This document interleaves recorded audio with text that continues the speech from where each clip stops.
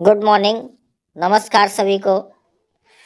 You are the most welcome in this video for the poem Dover beach composed by Matthew Arnold. Matthew Arnold जो कि Victorian मेलांकोलिक poet है, उनकी एक poem है बहुत ही famous, जिसके लिए जाने जाते हैं मैथ्यू अर्नोल्ड की ये सबसे प्रसिद्ध पोएम है, फेमस पोएम है, जिसका नाम है डावर बीच। मेलांकली नोट है इसमें, और इसमें जो मटेरियलिस्टिक वर्ल्ड है विक्टोरियन एज का, उसकी दशा और दिशा को भी दर्शाया है कि किस तरह की स्थिति है। लोगों के अंदर विश्वास की कमी हो गई है, एक दूसरे पे विश्वास नहीं है, बहुत सारी बातें कही हैं। निराशा भरी पोइम है ये। इसमें पढ़ते हैं क्या, लाइन बाय लाइन इसका एक्सप्लेनेशन देखते हैं। तो डावर बीच जो है वो साउथ ईस्टर्न कोस्ट है, दक्षिणी पूर्वी तटीय क्षेत्र है कैंट में, जो कि इंग्लैंड में है कैंट। और दूसरी तरफ जो फ्रांस का तटीय क्षेत्र है उसका नाम है calyx, CALAIS, calyx.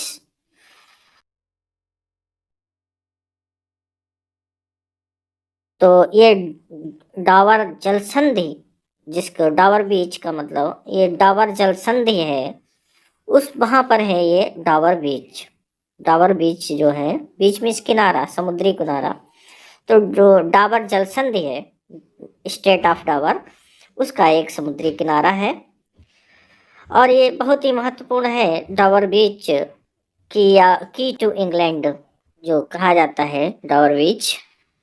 English channel का भी यहाँ पे जिक्र आता है, जो इंग्लिश चैनल भी कहलाता है।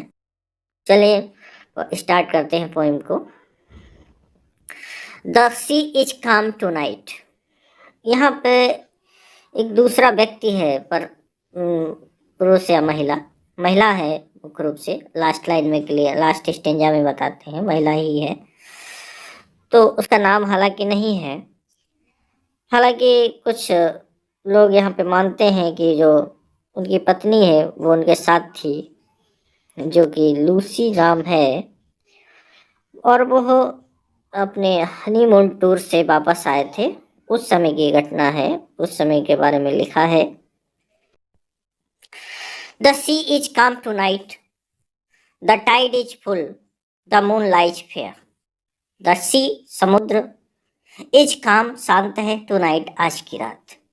आज की रात चंद्रमा बहुत शांत, समुद्र बहुत शांत दिख रहा है। The tide is full, tide उसकी जो धारा है वो तेजी से चल रही है, आगे बढ़ रही है, स्ट्रीम जिसे वेव कहते हैं, तरंग कहते हैं। द मून लाइज फेयर, और उस सतह पर, पानी की सतह पर चंद्रमा बिखरा हुआ है, लाइस लेटा हुआ है, फेयर सुंदर तरीके से। मतलब चंद्रमा की रोशनी उस पर पड़ रही है समुद्र के पानी की सतह पर, जैसा कि चित्र में भी देख सकते हैं। अपॉन द स्ट्रेट्स, स्ट्रेट्स वही जल संधि, जो कि स्टेट ऑफ डावर और कैलाइस के बीच में है। डावर और कैलाइस के बीच की जो संधि है, जिसे इंग्लिश चैनल कहते हैं। सी का नाम जो आया है वो इंग्लिश चैनल के लिए है। वहां पे चंद्रमा की पानी में, पानी के ऊपर चंद्रमा की किरणें फैली हुई हैं। स्ट्रेट्स, संधियां, जल संधियां। On the French coast the light gleams, French coast जो है वो है Calais. The light gleams, lights, प्रकाश चमक रहा है चंद्रमा का। एंड इज गॉन, और फिर धीरे धीरे वो गायब हो गया। पहले चमक रहा था, फिर धुंधला सा धीरे धीरे गायब हो गया दूर पर, जो फ्रेंच कोस्ट पर। The clips of England stand, the clips of England जो कि वाइट क्लिप्स ऑफ डावर कहा जाता है इसको। इंग्लैंड की जो फेमस है वाइट क्लिप्स ऑफ टावर कहा जाता है, वो है स्टैंड दूर पर जो है दिख रही हैं। ग्लिमरिंग एंड वास्ट, चमचमा रही हैं। वास्ट विस्तृत, बहुत दूर दूर तक फैली हुई हैं, चमचमा रही। आउट इन द ट्रैंक्वाइल वे, बाहर, जो कि अपने कमरे से विंडो की खिड़की से अगर देखते हैं तो बाहर। इन द ट्रैंक्वाइल, ट्रैंक्वाइल मीन्स साइलेंट, शांत। बे मीन्स खाड़ी में, बे मीन्स खाड़ी, जो इंग्लिश चैनल है उस खाड़ी में। कम टू द विंडो, मेरे साथ जो दूसरा व्यक्ति है, दूसरा पर्सन, सेकंड है, उसे कहते हैं मेरे साथ पास, विंडो के पास आइए, मेरे साथ विंडो पे आइए। Sweet is the night air, sweet is the night air, जो रात की हवा है बहुत सुंदर है, मधुर है। रात में जो हवा चल रही है बहुत ही सुंदर सुहावनी हवा चल रही है। ओनली कहाँ से आ रही है? From the long line of spray, long line of spray where the sea meets the moon blanched land. long line of spray, spray जैसे कि बौछारें पानी की, एक लंबी लाइन है पानी की बौछारों की। कहाँ पर है? where the sea meets the moon blanched land, जहाँ पर समुद्र मिलता है, मीट्स मिलता है मून ब्लांच्ड लैंड, जमीन से।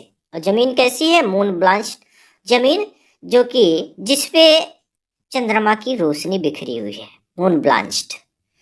जहां पर समुद्र और सतह मिलती है वहां पर एक लाइन बनी हुई है, काहे की? पानी की बूंदों की बौछारों की स्प्रे की तरह। वहां से क्या आ रही है? मधुर नाइट एयर आ रही है।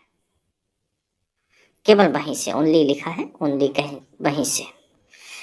और सुनिए, listen, you hear the grating roar. Grating roar तुम सुन रही हो ना? ये जो ग्रेटिंग रोयर है, जैसे कि दुख भरी आवाज, हार्श कठोर, हार्श मीन्स होता है कठोर, ग्रेटिंग मीन्स कठोर आवाज, कड़कड़ाहट की आवाज, दुख भरी आवाज। ऑफ पेबल्स, पेबल्स जो पत्थर हैं, कंकड़ पत्थर हैं। बीच द वेव्स ड्रॉबैक, जो लहरों के सहारे किनारे पे जाके टकराते हैं। लहरों से के सहारे लहरें जो हैं उन कंकड़ पत्थरों को ले जाती हैं किनारे पे और टकराती हैं किनारे पे, और वो पत्थर वहां पे छूट जाते हैं। उन्हीं की आवाज है, खड़ खड़ खड़ की। Pebbles which the waves draw back, जो लहरें ले जाती हैं और वापस भी लाती हैं, कुछ कुछ छूट जाते हैं, कुछ वापस ला रहे हैं। एंड फ्लिंग, और वो उछलते हैं। एट दियर रिटर्न, उन अपनी वापसी पे, जब वापस होती हैं लहरें तो वो कुछ वापस आते हैं, कुछ वहीं रुक जाते हैं। Up the high stand, up the high stand,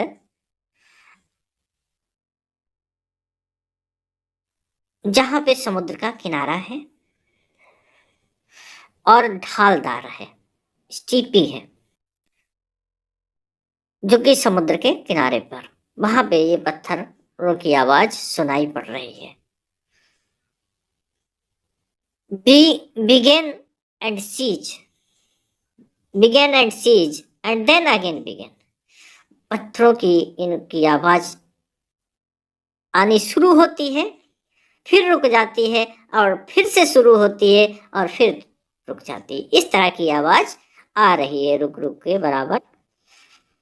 with ट्रेमेंडस Cadence slow, ट्रेमेंडस Cadence slow, ट्रेमेंडस means जैसे कि कांपती हुई, दूर से आवाज आएगी, थोड़ी आएगी, नहीं आएगी, जैसे कांपती हुई। कैडेंस होता है रिदमिक मूवमेंट, राइम में लय के साथ। स्लो, धीरे धीरे आ रही है आवाज। And bring the eternal note of sadness, और ऐसा लगता है ये दुख की आवाज, जैसे कि एक म्यूजिक होता है जो दुख वेदना को व्यक्त करता है, वैसा सैडनेस, म्यूजिक ऑफ सैडनेस, वैसा म्यूजिक इससे सुनाई दे रहा है।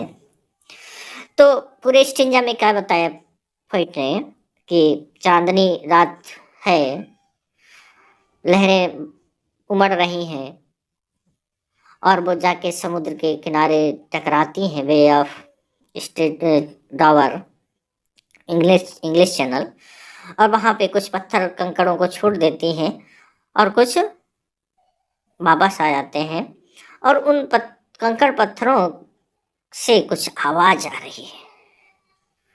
हालांकि एक और चीज बताई है कि हवा बहुत सुंदर बह रही है, जो कि वहाँ जहाँ पे समुद्र और सतह मिलती है वहाँ पर किनारे से, वहाँ से बहुत ही मधुर sweet air is blowing.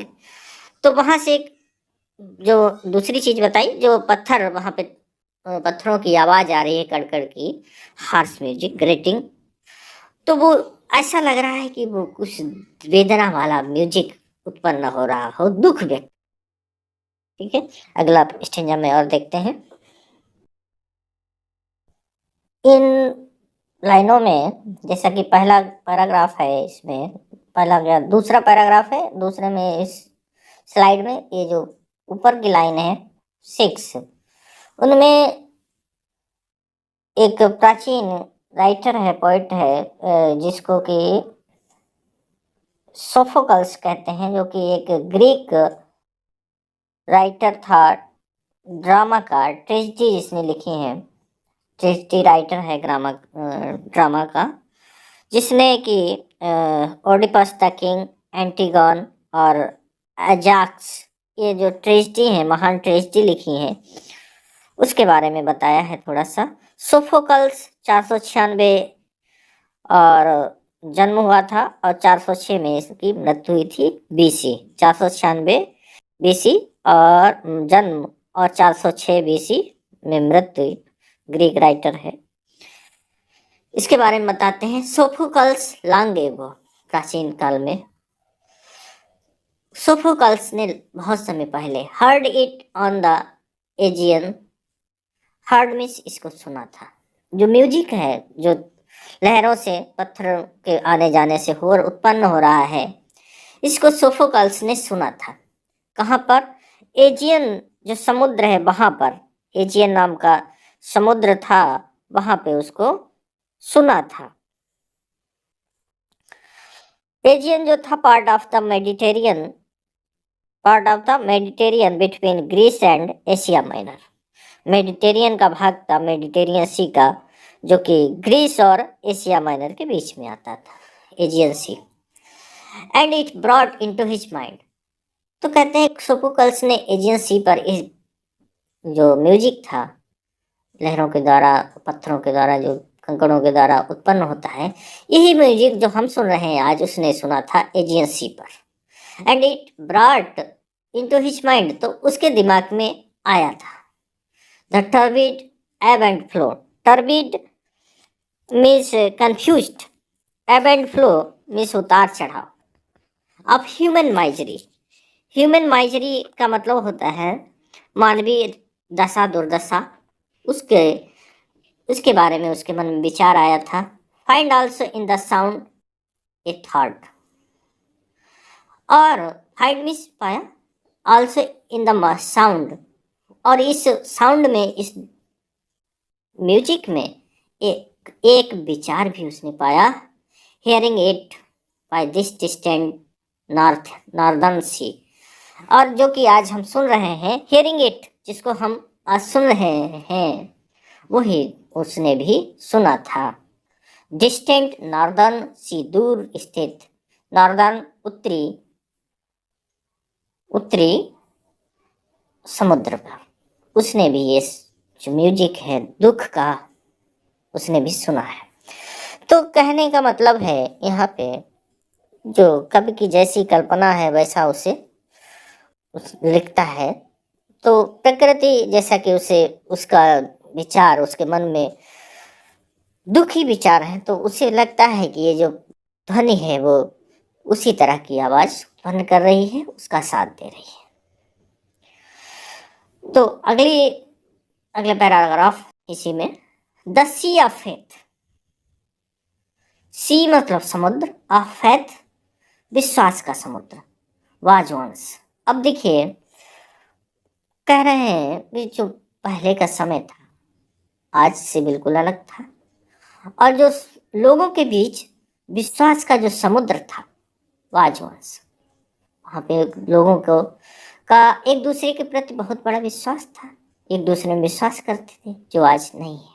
To miss भी, वाज वंस टू, समुद्र था, विश्वास का समुद्र भी था। एट द फुल, और पूरे वाल पर, मतलब पूरी तरह से भरा हुआ विश्वास का समुद्र था। एंड राउंड अर्थ शोर, अर्थ मीन्स पृथ्वी के, शोर मीन्स किनारे, ले लाइक द फोल्ड्स, फोल्ड्स की तरह है, ब्राइट गर्डल थर्ड, और जैसे कि पृथ्वी के कमर में पूरी तरह से फोल्ड्स में लिपटा हुआ था ये विश्वास, पूरी पृथ्वी पर, पूरी पृथ्वी की कमर से जैसे कि पूरा विश्वास की चादर, विश्वास का पल्लू लिपटा हुआ था। But now I only here it's melancholy, long withdrawing roar, retreating to the breath of the night wind, down the vast edges, drear and naked singles of the world.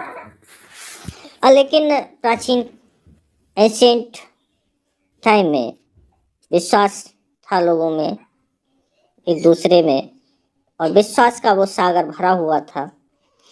लेकिन अब क्या है, अब मैं केवल उसको सुन रहा हूँ, केवल मैं सुन रहा हूँ, क्या सुन रहा हूँ, इट्स मेलांकली, इसकी नीरसता को, जो कि बिल्कुल खत्म हो गया है।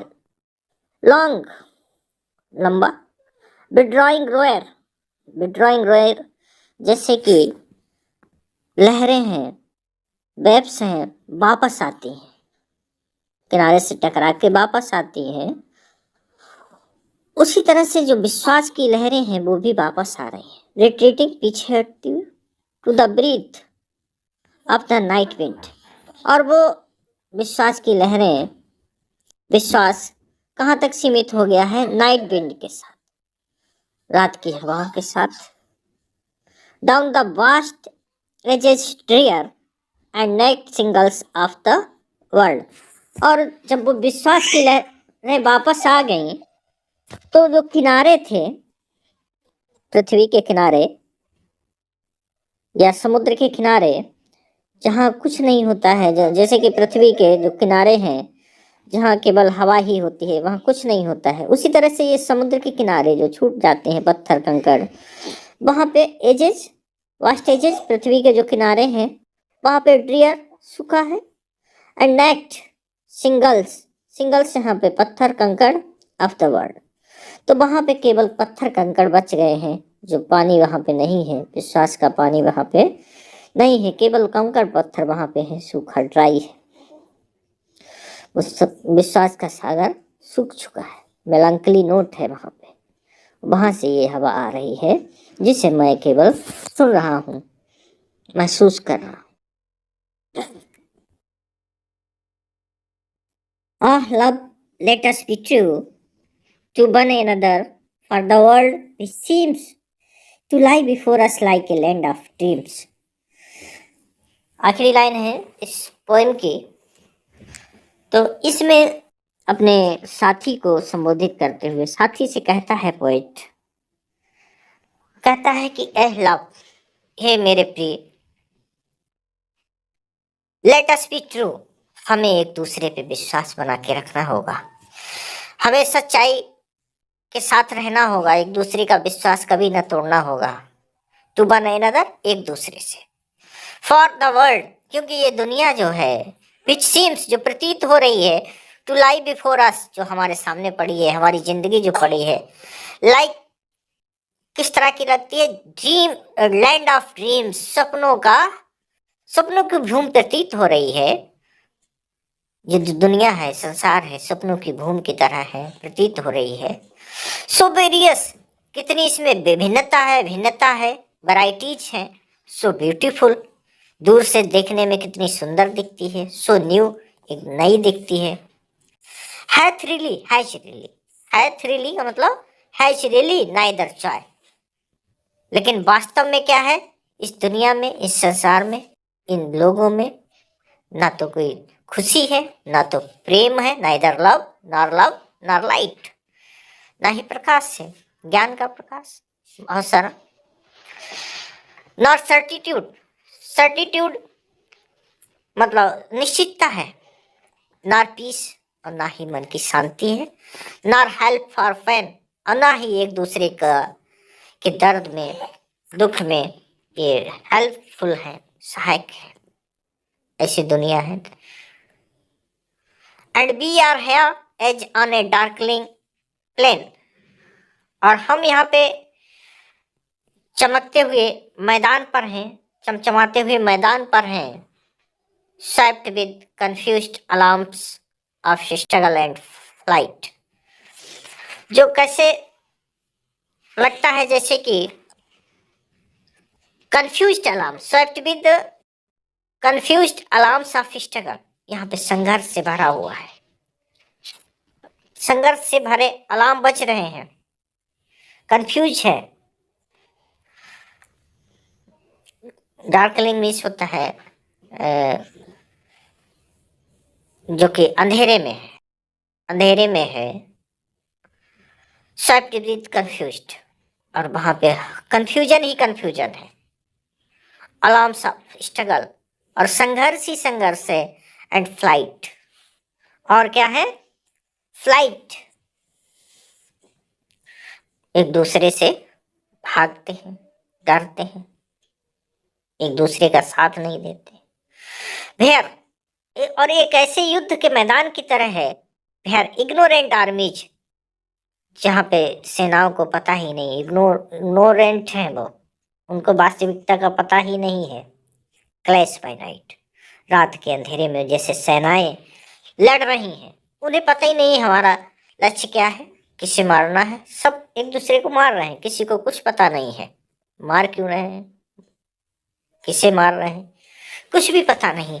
ऐसी ही ये दुनिया है, कभी का ऐसा विश्वास है, कभी का ऐसा मानना है, और इसीलिए वो अपने जो साथ में है उससे कहते हैं हमें एक दूसरे पे विश्वास बना के चलना होगा, विश्वास बनाना होगा, तभी कुछ संभव है, जिंदगी पॉसिबल है, अन्यथा हम ऐसे ही संघर्ष करते रहेंगे और दुख का पहाड़ हम पे टूटता रहेगा।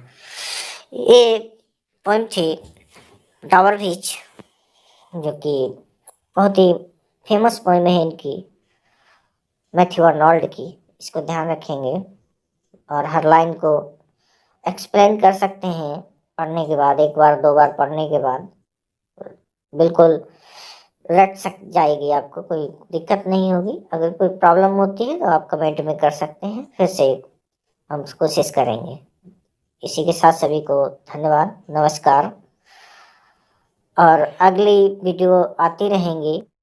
जो भी पोइम आपको अगर लगता है इम्पोर्टेंट हो सकती है परीक्षाओं के लिए, कॉम्पिटिटिव या एकेडमिक किसी भी परीक्षा के लिए, तो हम कोशिश करेंगे उस पर वीडियो बनाने की और उसके सारे पॉइंट्स क्लियर करने की, हमारा ऐसा मानना है, और हम कामना करते हैं कि आपका इससे कुछ ना कुछ बेनिफिट अवश्य हो। इसी के साथ नमस्कार, धन्यवाद, जय हिंद, जय भारत।